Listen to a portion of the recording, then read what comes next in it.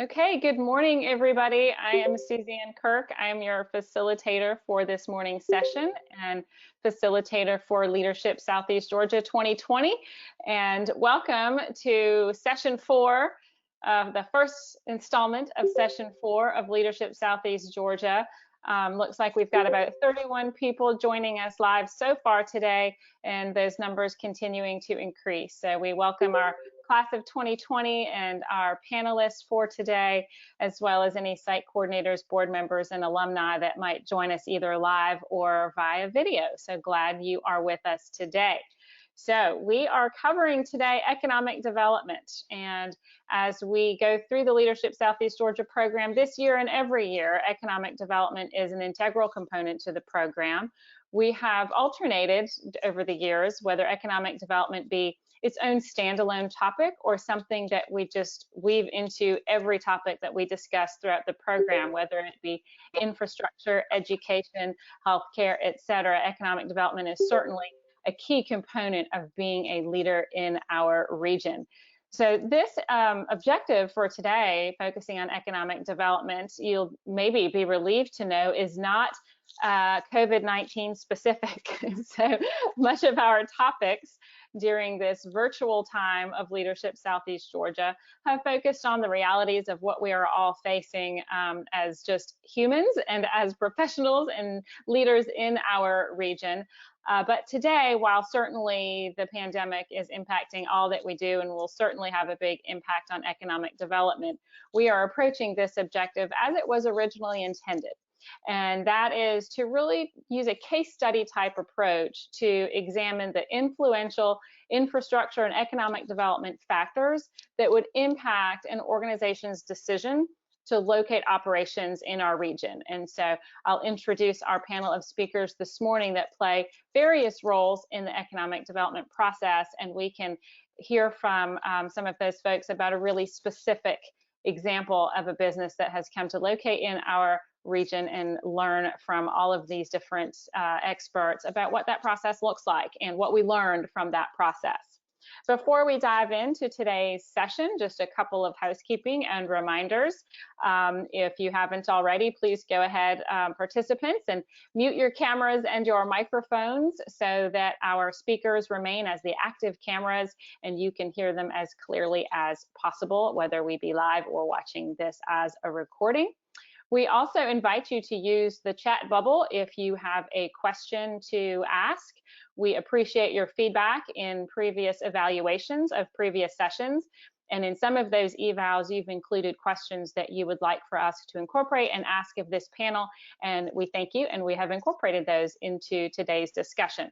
But certainly as we go forth through our conversation with our panelists today, if you have any other questions to ask, go ahead and put them in that chat bubble. It could be private to me, or you could do it publicly just as a question for all to see, whichever you prefer. And I will do my best to weave those into our conversation as we go forward. Couple of big thank yous to not only our panelists that I will introduce, but our previous panelists that have participated in making this virtual version of Leadership Southeast Georgia possible. A big shout out to Cynthia, our administrator, and her partners at Cecilia Russo Marketing for leading us in a fun social hour with the class. I think we had 11 participants on the social hour, and it was just a great way to connect and have a little fun. There may have been some quarantinis involved, and just have some nice dialogue in a more relaxed, off business focused type of setting. So thank you to Cynthia for that. As a reminder, our next session is scheduled for next Thursday, May 14th, same time at 11 a.m. And this is going to be the professional development component that we had incorporated into the class. We have incorporated this for a couple of years now into the program, and I will be joined by a wonderful subject matter expert, Amy Condon of the Refinery Writing Studio. She's an author, editor, the former editor of the Savannah magazine, and just the true subject matter expert regarding tips and strategies for better business writing. That will be via Zoom. It will be a little bit different format so that we can make it an interactive learning experience as much as possible. And to all of our 2020 class members, we invite you to please send us a very brief writing sample. and we can make it completely anonymous to protect the innocent and guilty. But we would love some very specific, brief examples, whether it be a piece of written work that you received, could be a couple of paragraphs on an email, or something that you have written that we could use as examples, again, anonymously, to help dissect them a little bit and incorporate some of our tips and strategies that Amy and I will share next Thursday. So please email those to me for our class members of 2020 at your earliest convenience so we can incorporate those. Okay, so let's dive into today's topic. So we already described the objective by looking at the influential infrastructure and economic development components through a case study type of discussion. So that will be our objective. And let me introduce our panelists that will discuss some of their expertise and experience to achieve this objective. So first we have Ann Kaiser. Ann, give us a wave. There she is. Ann is the Vice President of Community and Economic Development for Georgia Power. She leads an internationally recognized economic development team, which has brought 279,000 jobs and 53 billion, that's with a B, in capital investment to Georgia over the past 2 decades. In her 22 years at Georgia Power, she has been VP of Corporate Services, Assistant to the CEO, and VP of Sales. Before joining Georgia Power, Ann held senior marketing management positions at KPMG, the Westminster Schools of Atlanta, and Alston and Bird. She's a graduate of the Advanced Management Program of Harvard Business School and is an active board member and trustee advising the Georgia Department of Economic Development, Georgia Partnership for Excellence in Education, and the Technical College System of Georgia in the Alliance Theater. Welcome, Ann Kaiser. Thank you for being here. Okay, next we have Dory Bacon. Dory is an experienced economic developer with a record of leading regional initiatives, assisting executive business partners, and attracting new industries to communities. She is active in regional and statewide economic development organizations and is currently serving her 2nd term on the board of directors of the Georgia Economic Developers Association. She has served as executive director of Screven County Development Authority since 2011. She holds a degree in public relations from University of Georgia and her master's degree from Valdosta State.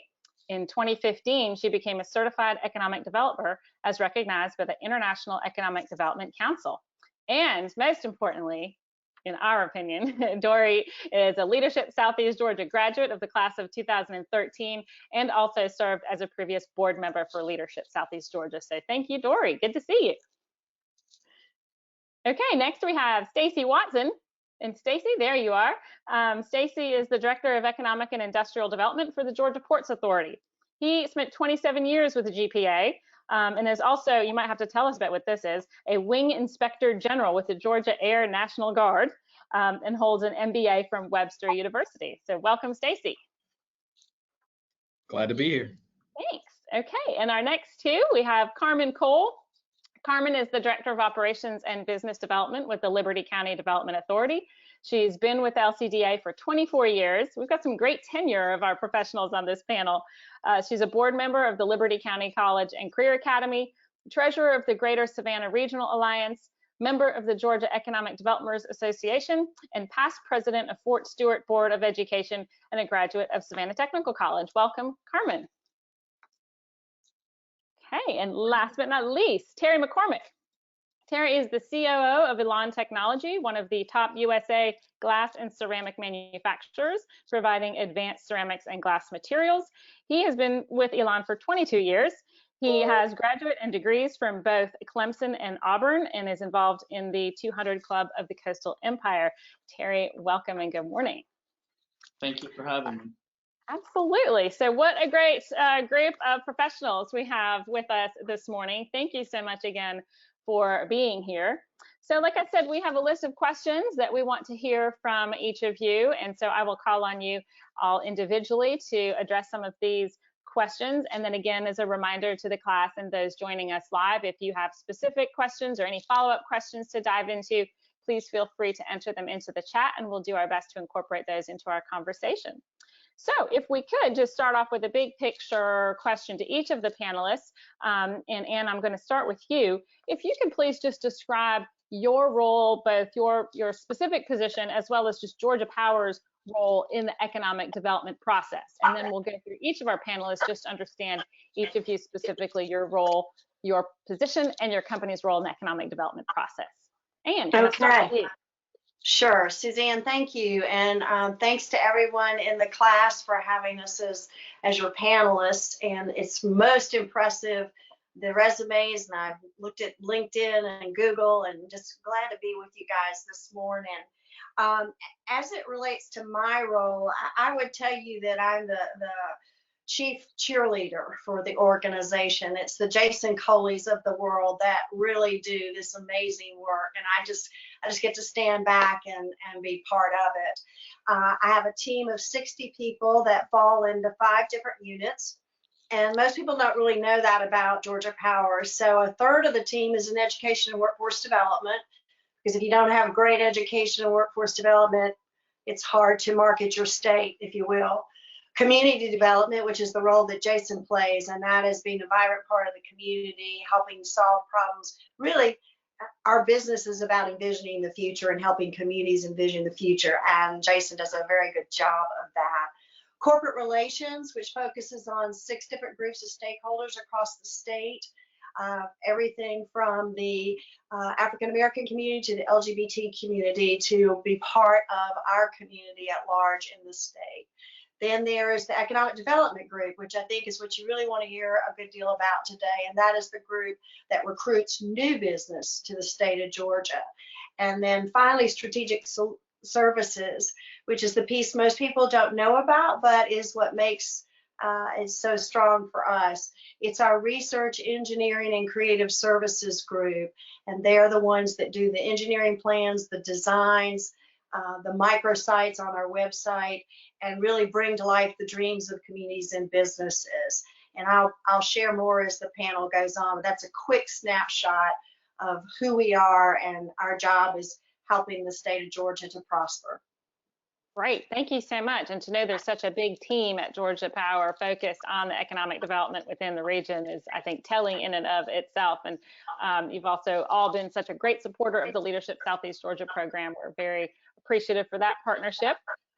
Thank you, Anne. So Dory, working at the Development Authority in Screven County, tell us about your role and the role of the Development Authority in economic development across the region.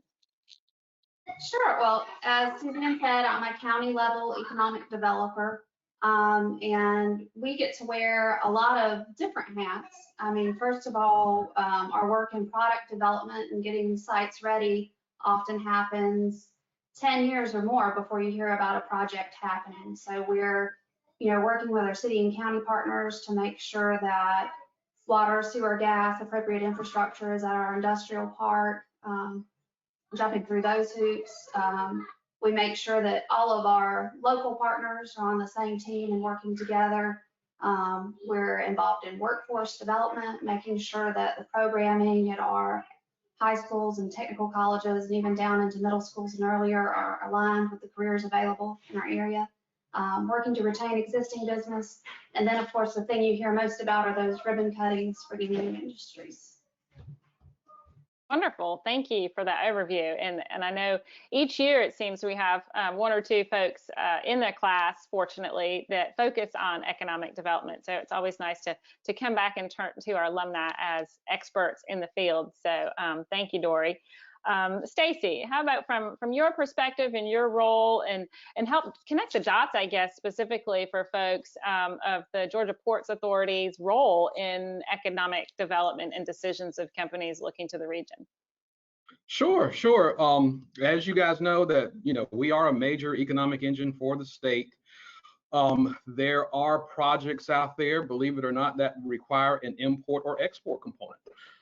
So I get involved. I don't have a big staff. It's just me and my boss, the chief commercial officer for the port, Cliff Pyron. And what we do is we work with all of the stakeholders within economic development within the state of Georgia. Each one of Georgia's 159 counties, the utilities, the property developers, the brokers, all with a focus of bringing new investment and helping industries expand within the state, creating jobs. And we get involved if there is an import or export component.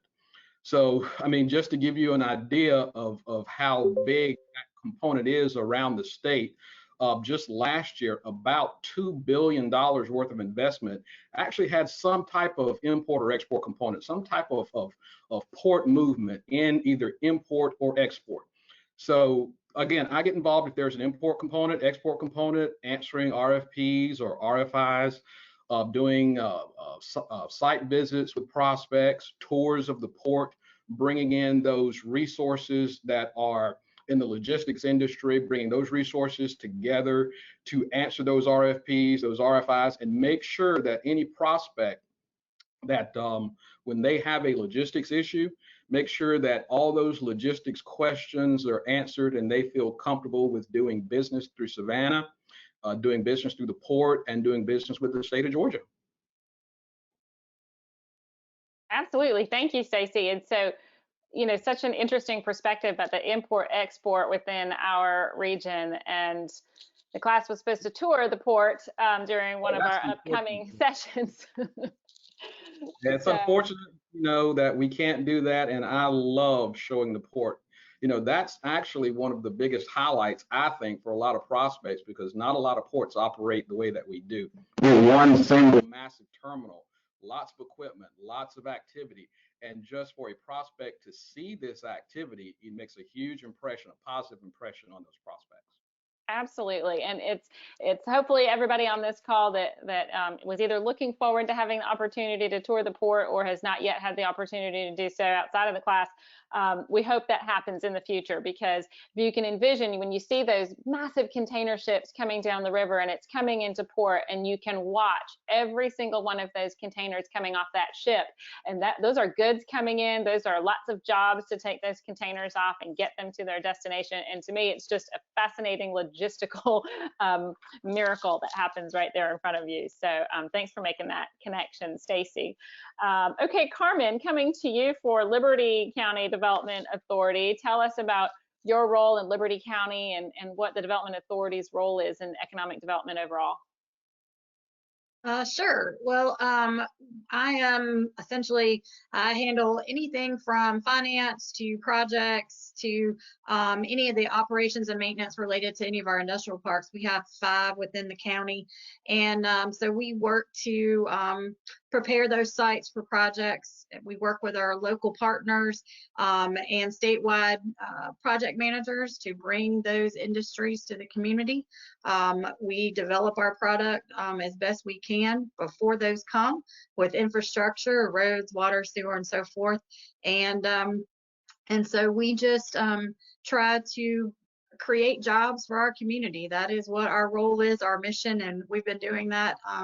The Liberty County Development Authority was established in 1958, and we're a constitutional authority, so it gives us a little bit of area to do things that some other authorities can't do within the state. But we've been very successful and continue to try to bring those jobs to Georgia and to our region. That's great, Carmen. Thank you. And to know it's been around since the 50s, I learned something. That's fantastic.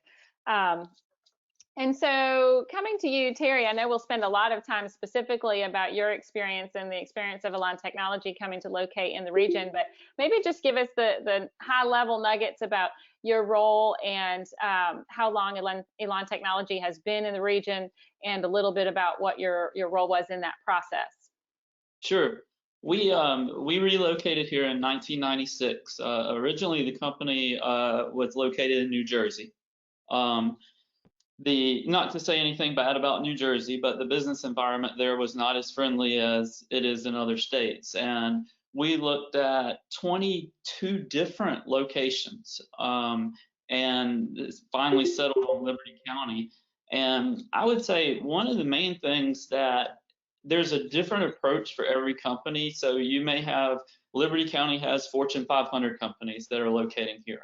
That may require one approach. We're a relatively small manufacturer, but we've been around for 60 years. That required maybe a different approach. But I think one of the things that's important is, Carmen's here on the call, is the relationship that they built early on with our CEO and with me and over these 22 years. We recently did an expansion where we added some jobs. They worked with us on that. So I think the relationship building process is really important to economic development, in my opinion. If, you know, I'm looking at the list of questions here, why are we located in Georgia? Fort Stewart. Most of our employees are either ex-military, retired military, or a spouse of a military member.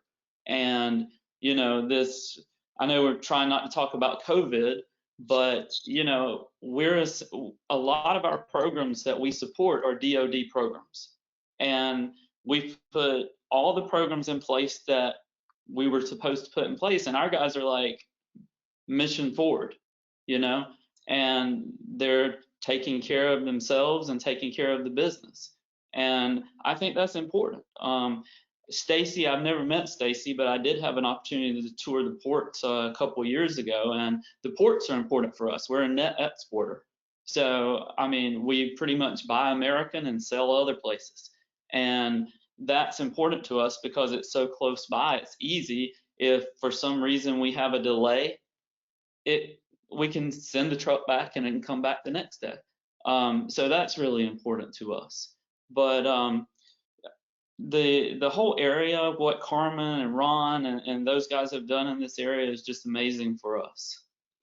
Fantastic. And, you know, you spoke to one of the big issues of the decision-making factors about the workforce, and having the military bases provides certainly access to a large population for a workforce. Great transition into my next question about what are those big picture decision-making factors? And Ann, I'm going to come back to you to start with this one.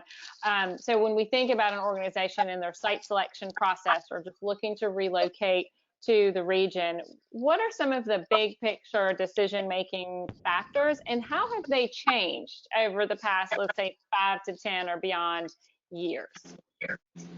Well, the most significant change that's occurred really in about the last 4 years has been the factor of quality of life. And that used to not even show up on the top 10. Now it's like number 5 and number 6, depending on which year you're looking at.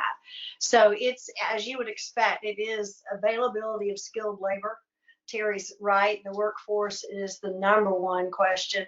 Nowadays, the data is so available to prospects that they can pretty much screen out and filter out the locations, in some cases on their own, until they get to that workforce development piece. And that's really the one they really drill down on the most. And that, again, would be a change in emphasis over the last 2-3 years. Tax is important. The product is very important. Highway accessibility, and, you know, that's one of y'all's great assets, is your proximity to the interstate and the port. And Stacy's kind of understating the importance of the port in this state, but it is huge because that's what prospects are looking for. They're looking for the infrastructure, they're looking for accessibility.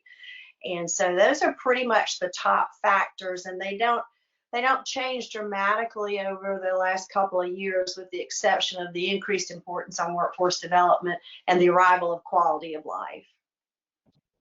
It's interesting. You know, our very first session when we bring the class together, we're on Little St. Simon's Island, and we talk about natural resources, and certainly that critical weekend where the class is getting to know one another and building those professional relationships, and quality of life, I think, is so closely tied to our natural resources. And that's interesting to me that is a relatively new phenomenon that people are focusing on as they choose to relocate.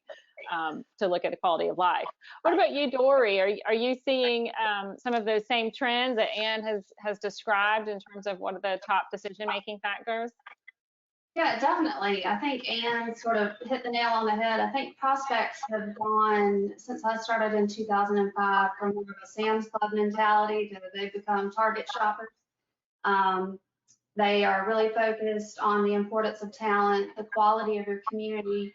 I would say I've seen timelines becoming shorter. And since the recession, I feel like the trend has continued of companies being even more risk averse.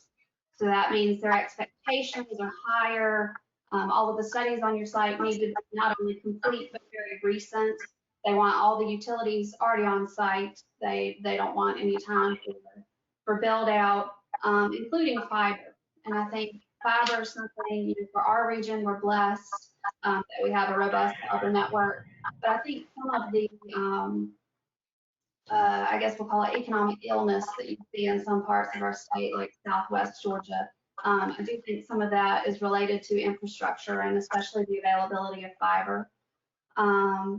And then I'm interested to see, as Terry said, I know we don't want to focus too much on COVID, but I think looking forward, I'm interested to see how that changes some of these trends moving forward. If we're going to see more telework, if at our manufacturers this is going to kind of accelerate those automation trends we were already seeing. And even if it could be an opportunity for some of the more rural communities like mine, because we're sort of, there's a greater availability of land, more of an opportunity to social distance moving forward. Absolutely, yes. We didn't want to focus entirely on the COVID-19 pandemic, but of course there'll be a tremendous economic impact to our region, and I'm sure we'll all watch that play out very carefully. Carmen, how about you? Anything else that you would add or reiterate in terms of the decision-making factors as a company is looking at our region?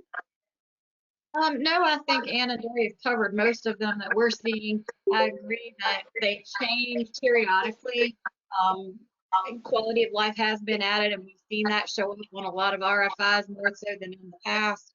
But I do agree that infrastructure has become really important. The ability for fiber and the reliability of that, and as well as in our region, you know, water and is a big commodity, and so some of us have some issues with that sometimes, and so staying on top of that, making sure you can provide adequate services for that is important. But no, I think they've covered most everything that we're seeing from those factors for decision making. Okay, thank you. And Stacy, I mean, isn't the only decision-making factor the port, and more about the port? Or what else? I know we all bring the lens through which we see things, but as you represent the port and all of the benefits it brings to an organization looking at the region, what else adds to that story? Any other decision-making factors that the port brings to the table? Yeah, as the port grows, so does our productivity and efficiency. In the last 5 to 10 years, the level of competition between, you know, cities that are within a close proximity to a port, you know, those issues have actually come to the forefront. One of the unique things here in Southeast Georgia and the coastal region is the actual number of available industrial sites that are very, very close to the port. One of the factors that we're constantly being measured is turn times. How fast can a truck get in and out of your facility? How fast can I receive my freight? And we're lucky here, or fortunate, that a trucker can do 6, 8, 10 turns a day. I know Terry mentioned he came from the you know, the New York, New Jersey area.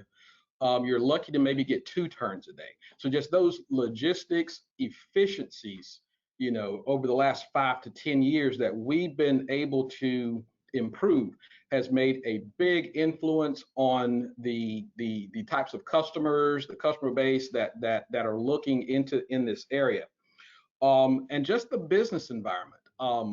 Just cost of doing business as well as quality of life. To do business in the Savannah area, you know, I've had customers that have actually sold, or prospects that have actually sold facilities in New York, New Jersey. They've sold facilities in LA and Long Beach. They've come to the Savannah area and they're able to operate, you know, more efficiently or just as efficiently and at less cost than they can in those 2 respective cities. And another thing that I'd like to add is just technology over the last 5 to 10 years. You know, site selection, economic development is not a site selection process, it's a site elimination process. So a lot of sites are being, a lot of communities are being cut even before there's a visit. Most of the site selection consultants and a lot of the companies, they'll look at your website. They'll, look at, Georgia Power's website. They'll get all this data from all these different sources, and they'll have a list and they'll start cutting.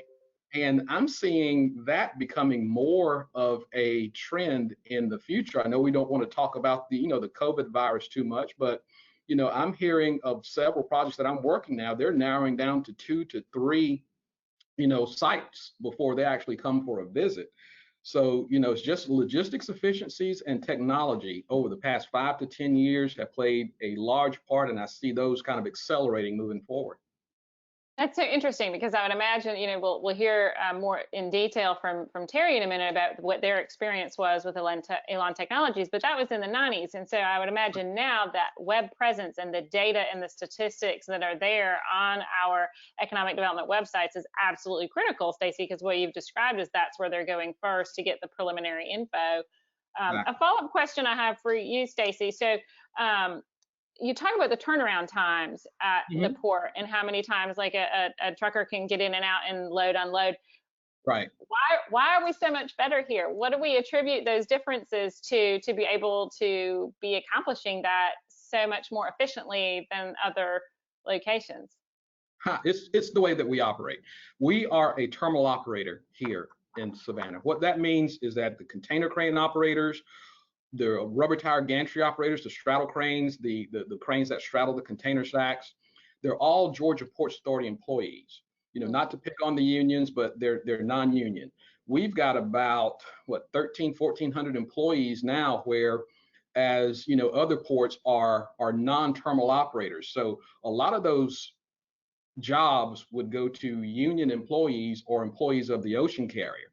So we have a lot more control over how we operate and how we can kind of divide space up in the yard and how we can make our terminal more efficient than, say, a landlord port that just has tenants on their facilities that actually operate the terminal for them. I gotcha. Okay, interesting. Thank you for clarifying that.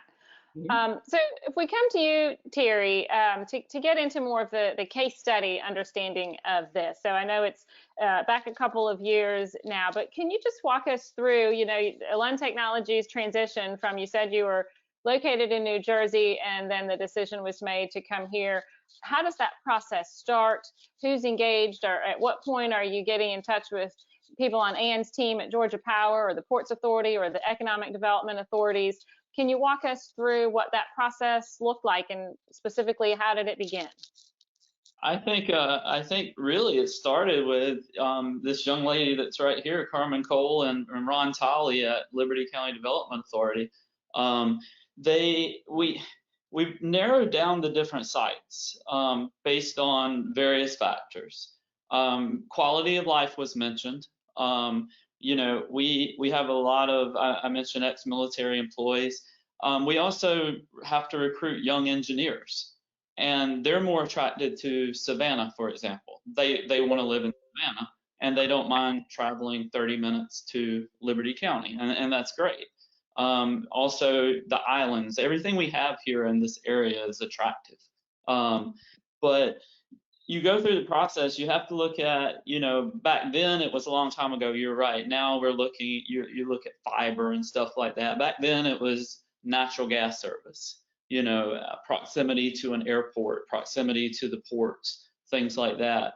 But really the Development Authority in Liberty County, it kind of guided us along, I think. They introduced us to bankers, accountants, things like that. Carmen, I don't even know if it's available, and I don't know in Georgia because we haven't used it so long, but the Quick Start program was very, very instrumental in our relocation to Georgia. They came, they observed our processes, they made training manuals. I mean, it was amazing. I don't know if it's around anymore, but that was something. Is it? Okay. But that was something that was very important as well. So all of those things make a difference. And I think, like I said, for a relatively small to medium-sized manufacturer like us, just the relationship building made a huge difference. And so was that something that was started on your company's side? Were you already putting feelers out and looking, or do economic developers just reach out from kind of a cold call of sales perspective to kind of woo companies here? You know, I'm gonna have to ask Carmen on that one. I don't think we just found you guys. I think you were probably marketing Liberty County at that time, correct?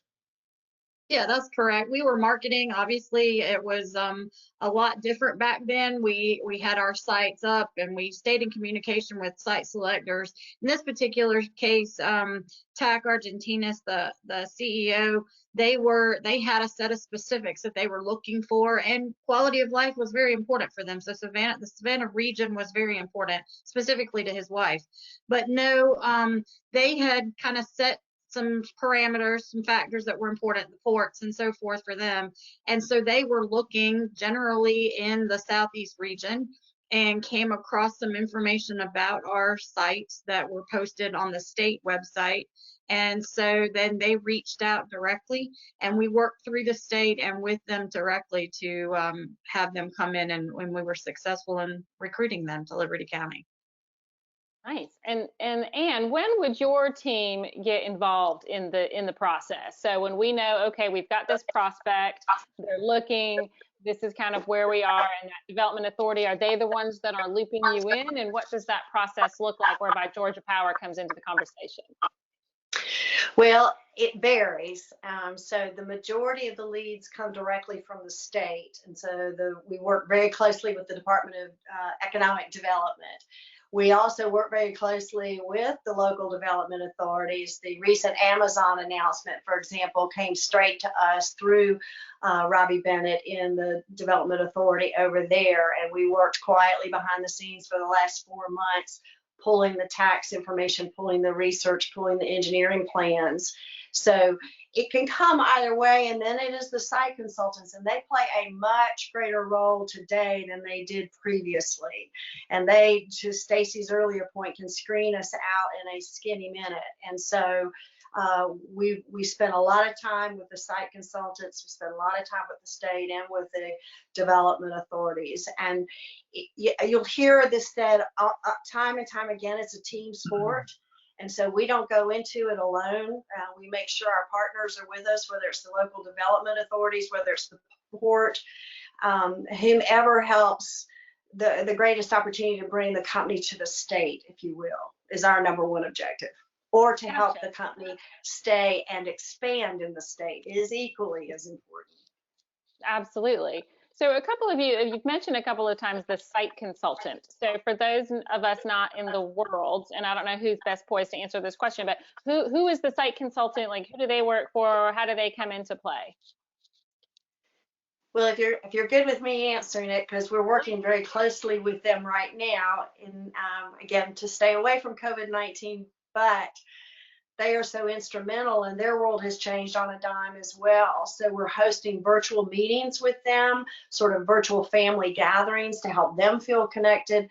They're giving us a lot of intel that we would not get otherwise. So site consultants usually are the consulting and audit firms that you would know, like Ernst & Young and Deloitte and KPMG, and then they're independent firms, Site Selection Group, Cushman & Wakefield, C.B. Richard Ellis. They have, developers and people within their organizations that represent the clients and bring the opportunities to you. And their role is to make sure that they're bringing the best site to the Terry McCormicks of the world based on the specs that they've identified. So they are out there alive and well. That helps. Thank you. One of the things that we always try and look at and discuss in the Leadership Southeast Georgia program is all sides of any issue, right? And so when we talk about all of the wonderful things in our region about economic development, where do we also talk about the flip side of the coin? Where does it come up that, I believe the last statistic I saw in Savannah, Chatham County is that, 27% of people live below the poverty line. And so where does that come into play? Is that something businesses ask about? And maybe this is a Carmen or Dory question. From an economic development, authority perspective, how is the reality of the other side of the story brought into the conversation, or is it? I mean, I think for us as a community, we have to be mindful of, we're not just trying to create any job, right? We're looking to attract jobs that allow our citizens to live a good quality of life, support a family. So we try to only incentivize jobs that are at or above the average wage for that industry in our community. Because again, it's all about creating quality jobs. Gotcha. And so Terry, coming back to you about your process. So as you went through the narrowing of your site selection process and you were looking towards this area, can you walk us through some of those next steps that occur in the process of how the ball really gets rolling for the move to the region? Well, one of the things that's important, I guess, to understand also is that really distance doesn't matter. So if you building a new company, business, or location is one thing, but relocating one's different. So once you get everything loaded up, it doesn't matter if you move it 100 miles or 1,000 miles. So that was part of the process as well. And, you work with the local, I forget who our contractor was, but you have to, here we built this facility from as a greenfield basically. And Liberty County Development Authority helped us through the process. But I think the big thing you have to, there's so many things, I don't think we have time to get into them as far as like relocating employees. A lot of our employees relocated here and those sorts of things. So there are a lot of things you have to consider through the process. But I think the Development Authority plays like a really, really important role in helping companies do that, whether it's a new site or relocating a site. And Carmen was involved all the way through the process, and she may have something to add to that. I mean, it's difficult to get into a short discussion about all the steps that are involved. I'm sure it's incredibly complex, and that's such a good point when you're relocating. For those of us that have even experienced that personally, I mean, I've moved across the country and then I moved a half a mile, and I think the moving half a mile was more challenging because you thought it was going to be so easy, but you have to do the same process for a short distance. We could have an entire call just about relocating. I mean, I can only imagine all of the different components, and living in the world of HR, when you're bringing a team here, I think that's interesting too. And then you're blending two teams together as well. How many people did you move to the region from the New Jersey location? I think approximately 20 moved, and about 45, 50 stayed. Interesting. So certainly you wouldn't have the major cultural differences in this example, but if anybody has not watched the documentary American Factory, I think that is, I believe it won the best Oscar for a best documentary, but it is about a General Motors plant in Ohio that had shuttered, and 2,000 or so people lost their jobs, and a couple of years later a Chinese company came and reopened as a glass manufacturing factory. They were making windshields for automobiles primarily, and just the bringing together of those two cultures is absolutely fascinating. So that can be everybody's homework, is to watch American Factory documentary on Netflix, because there's so many economic development components to it, and then probably so many of the things that it might bring back some flashbacks for you, Terry. Just that whole transition of blending together two cultures. Every employee had the opportunity to move with the company if they wanted to, so no one was actually laid off in this process. They all had time to find another job. Now, again, this was 24 years ago, but yeah, we still have employees that move with us from New Jersey. We've had 2 in the last couple of years that have retired. And we still have 2 that are still with us that moved with us. That's great. So thinking back to that time frame, Terry, I don't know if you can tell us some of this, but who or where was our competition, and what were some of obviously we know all of the pros, what were some of the cons about moving to our region? I joined the company about a year and a half after they relocated. So my boss, CEO TAC Argentinas, that she mentioned, would be the one that would be able to give you more information on that. However, I do know that I don't think there were any cons to locating here. There really weren't when compared to other areas. Other areas were further from metropolitan locations, for example. So the location of where we're at Midway, Richmond Hill's kind of in the middle, Hinesville's on the other side, and then Savannah. It's really a great combination that gives everyone a choice of how they want to live. And as far as the utilities, natural gas is important to us. The natural gas service here is great. Electricity, I know, Ann, you're with Georgia Power, but we're with Coastal EMC. Sorry, but we're equally covering all bases. but there was a choice there as well. So no, I think the park that industrial park we're located in has its water supply. The people who manage it, I've known them for 20 years. I mean, so it's just a great combination. That's great.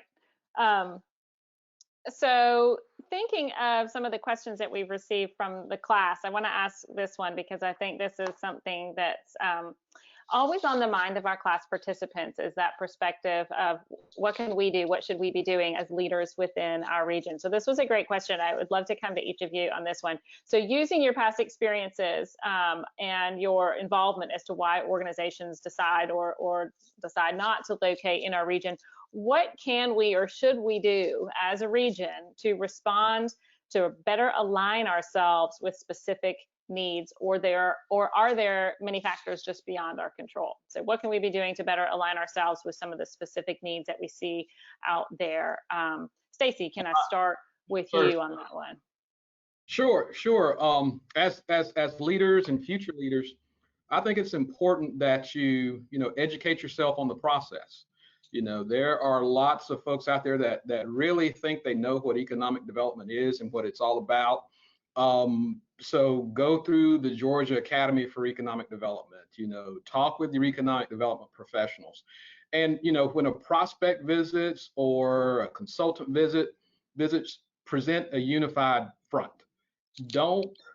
Prospects, they can pick up on tension between city and county, the water department, the gas department. And it's up to that development authority to kind of pull that team together. But the more people that actually know the process and they realize what we're up against, the competition that we're up against, I think that shows well to prospects and consultants. So basically just educate yourself. Things that are simply out of control, over my career, I've seen many different things that have happened, some on the up and up, some not so much. But the biggest thing that's really out of our control is, a lot of private companies, they come in, they look at this area and they're comparing us to other communities. Well, the wife might like another community, even though the business decision is better in the Savannah area or a particular area. Well, the wife might want a house on a certain area in a certain place. And believe it or not, that affects a lot of different decisions, location decisions that are totally out of our control. But just I can imagine. Educating yourself about the process will help your communities immensely. Absolutely, and such great advice that I think could apply to all of the interactions we have across the region is, how our city and county working well together, what are those relationships like? I think that's great advice, Stacy. Carmen, can we come to you, sort of same question, what can and should we be doing within the region? I agree wholeheartedly with what Stacy said. People don't understand what goes into a site selection process and all the different factors that are considered. And so it's very important to present that united front and understand that. And I think for us, it's making sure that you you are prepared for things that you can. So make sure your leadership, whether it's county, city, or a combination, understand the long-term plan for your community, both from an infrastructure standpoint, because companies are moving faster, like Dory alluded to earlier. We see response times and action faster. So prepare your community as quickly and make them understand why you need to do some of the things you have to do. Although it seems like you're spending money and there's nothing there for it, there is a reason for that. So trying to make your leadership and community understand why you're spending the money that you are. So, but prepare your sites and do all the reporting and things that you can early on to make you poised for the best chance you can for not only the community, but the region. And make sure you understand that even if this community gets it, it still helps our region and the state. So trying to be supportive all around is a good process to have, I think. Absolutely, good advice.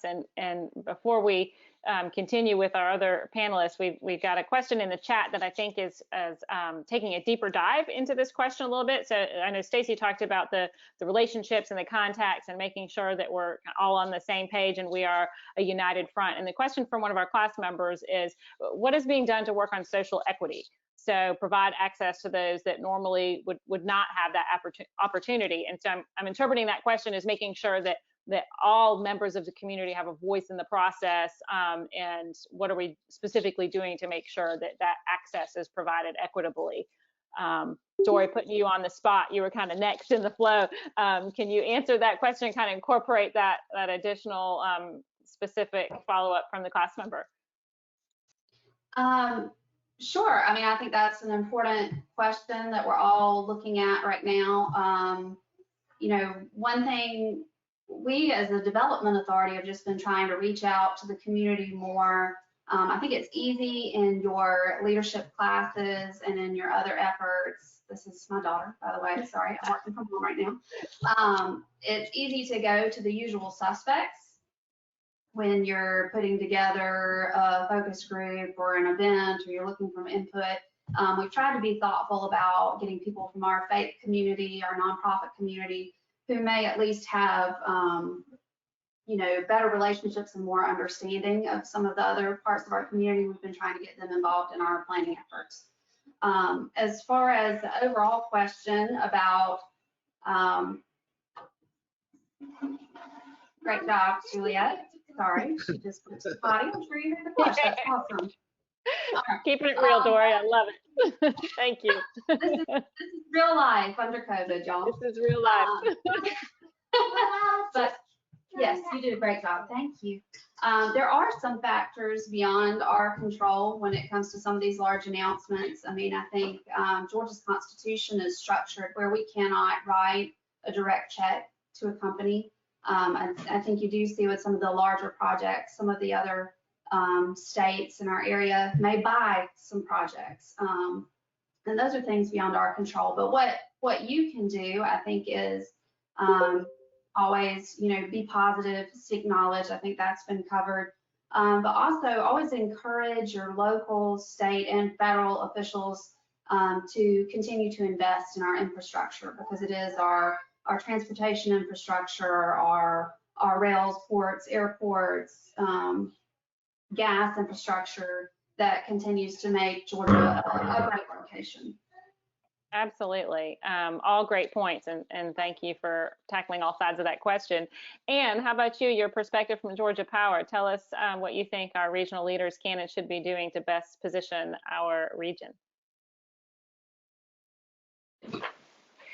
Well, a couple of things. I'd like to go back to the social equity question, because that's a really challenging question. And you also asked a while back, how do you deal with the downside of a community, or everything's not always perfect.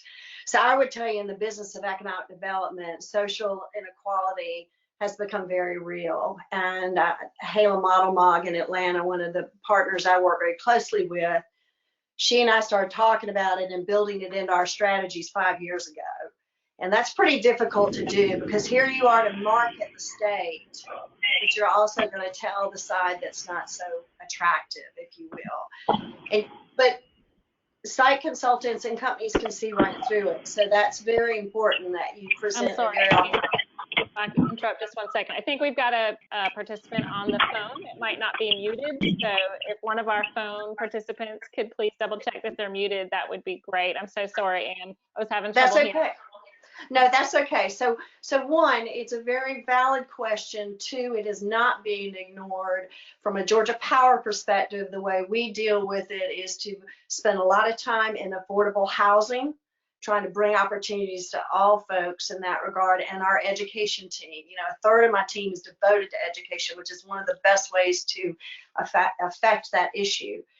Also, with you all being leaders, and I've heard you guys, the conversations I've had, y'all have a wonderful spirit and a heart toward this issue. Ask for a seat at the table and make sure that the underrepresented communities are part of the process, be it on the chamber board, be it on strategic planning for your communities. That's one way of absolutely tackling that head on, if you will. And your technical colleges and your career academies, they play a key role in that as well. So that's a good one, and I appreciate y'all bringing it forward, and I'm counting on y'all's spirit to help us solve that. And I also would encourage you to look at what the Lieutenant Governor is doing on innovation and in the rural communities, because I think you're going to see some really great opportunities from that. The question about what could you do as leaders going forward and what could you really make a difference, I would offer up that sometimes in communities we find that the leaders have been around for a long time and very much hold on to the past that they know and they treasure. And I understand that. I spent 6 years in Rome as the region VP up there. And one of the individuals told me that, and he's still a very prominent city father, said the most important thing he ever did was keep I-75 from coming to Rome. Well, those of you who are in the business of economic development know that access is critical. And so that totally shelved that community. It's a beautiful community, and I love it, and it's my second home. But so they just were so holding on to the past, and I think that's a real threat to leadership today. And so you, as the young leaders and the vibrant leaders and those who have a heart for these issues, please lead change and be part of the innovation that's going to absolutely be required of us starting now and yesterday. So that's my soapbox. I'm afraid. Wisdom. Yes, great words of wisdom, Ann. Thank you so much.